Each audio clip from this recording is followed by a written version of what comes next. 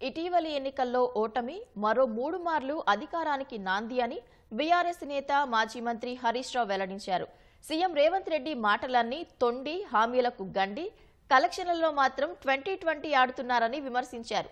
సిద్దిపేటలో KCR trophy final మ్యాచ్లో గెలిచిన క్రీడాకారులకు హరీష్ బహుమతులు అందించారు. రాజకీయాల్లో కేసీఆర్ కు అన్నీ తెలుసన్న హరీష్ రావు ఆయన డిపెండబుల్ ఆల్రౌండర్ అని వెల్లడించారు.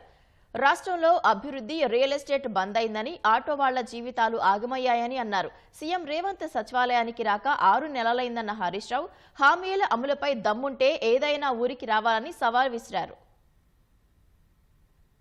రేవంత్ రెడ్డి మొన్న ఎక్కడో మాట్లాడుకుంటూ వెనకటి పాలిటిక్స్ కావు, ఇప్పుడు అంతా 2020 అన్నాడు. నేను వెనకట్ లెక్క టెస్ట్ మ్యాచ్ ఆడతలేను, 2020 ఆడుతుందా అన్నాడు. రేవంత్ రెడ్డిది 2020 కాదు, అంత తొండి గండి. ఏంటి తొండి? ఏంటిది? ఆయన మాటలన్నీ తొండి. గండి ఏంది? ఆయన గ్యారంటీలు అన్నిటికీ గండి. చూడు, ఏ గ్యారంటీ అమలైంది? ఇప్పుడు ఏమన్నా అందరికి రైతు బంధు పడ్డదా? గండి. అందరికి రుణమాఫ్ అయిందా? గండి. అంటే మహిళలకు 2500 వచ్చినాయా? అంటే రేవంత్ రెడ్డి ఆడేదంతా తొండి గండి. నువ్వు ఆడతాడు, 2020 కూడా ఆడతాడు. ఎందుకు ఎండ్లో ఆడతాడంటే పైసల కలెక్షన్ లో 2020.